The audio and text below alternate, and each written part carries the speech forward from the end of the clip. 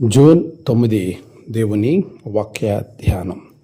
నీ బాధ నివారణై నీకు స్వస్థత కలుగును గాక. మార్కు సువార్త 5వ అధ్యాయం 34వ వచనం.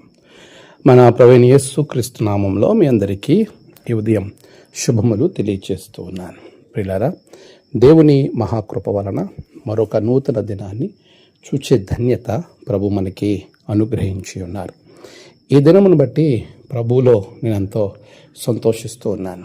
దేవుడు మనకిచ్చిన ఈ శ్రేష్టమైన సమయం ప్రభు చిత్తానుసారంగా మనము ముందుకు వెళ్ళే వారంగా ఉండాలి అని వాక్యము చాలా స్పష్టంగా మనతో మాట్లాడుతుంది. ఈ ప్రత్యేకమైనటువంటి సమయం దేవునిలో మనలను మనము స్థిరపరుచుకున్న వారంగా, మనము ప్రభువులో ముందుకు వెళ్ళే వారంగా ఉండాలని వాక్యం మనతో మాట్లాడుతుంది.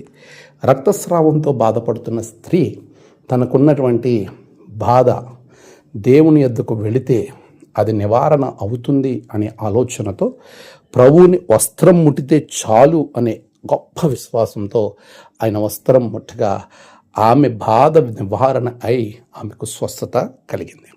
ఇంత అద్భుతమైనటువంటి ఆశీర్వాదం తనకి ప్రభువు అనుగ్రహించాడు.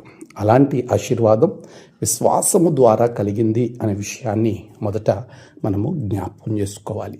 లోకానుసారంగా ప్రయాణం చేసినప్పుడు తన బాధ ఎక్కువైందే కానీ లోకం మీద ఆధారపడినప్పుడు తన బాధను తీర్చేవారు లేరు. కానీ దేవుని వైపు చూచి అడుగులు అటువైపు వేసి ఆయన ముట్టుకున్నప్పుడు విశ్వాసము ద్వారా తన యొక్క మాట అక్కడ ఫలించినట్లుగా మనం చూస్తూ ఉన్నాం. ప్రియులారా, లోకం వైపుకు చూస్తే నీ బాధ ఇంకా పెరుగుతుందే తప్ప అది తగ్గేది కానే కాదు. నీకు బాధ ఉందా? వ్యక్తి వలనో, ఒక కార్యం వలనో, ఏదైనా ఒక సమస్య వలనో నీకు బాధ కలుగుతున్నప్పుడు ఆ బాధ నివారణ అవ్వటానికి లేకపోతే దానికి మందు కేవలం యేసు మాత్రమే. లోకములో ఉన్న నీ స్నేహితులు, బంధువులు మరి ఎవరూ కాదు, ధనము అసలే కాదు అనే విషయాన్ని ఈ ఉదాహరణ ద్వారా మనము అర్థం చేసుకుని మనము విశ్వాసములో స్థిరపడి యేసు వైపు చూచుచూ మన ముందున్న పరుగు పందెంలో ఓపికతో పరిగెడదాం. దేవుడు నీ బాధను నివారణ చేసి నీకు స్వస్థతను అనుగ్రహించునుగాక. ఆమేన్. ప్రార్థన. సర్వశక్తిమంతుడా, గొప్ప దేవా, లోకం వైపు చూసినప్పుడు మా బాధ ఎక్కువైంది, లోక రక్షకుని వైపు చూసినప్పుడు బాధ నివారణ అయింది. ఈరోజు అలాంటి నివారణ బిడ్డలకు దయచేయండి. నేడు వారి ప్రయాణాలు, పనులు, తలపెట్టిన కార్యాలలో ఉన్నతమైన జయము బిడ్డలకు దయచేయండి. నేడు జన్మదినము, వివాహదినము, ఆయా విశేష దినములు జరుపుకున్న బిడ్డలను బహుగా దీవించండి.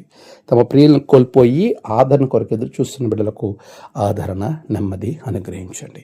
దినదేవునితో నింపి మీరే మహిమ పొందమని యేసు నామమున ప్రార్థించి వేడుకొంచున్నాం తండ్రి. ఆమేన్. తండ్రి, కుమార, పరిశుద్ధాత్మ త్రియేక దేవుని ఆశీర్వాదం మీ అందరికీ తోడుగా ఉండి నడిపించును గాక. ఆమేన్.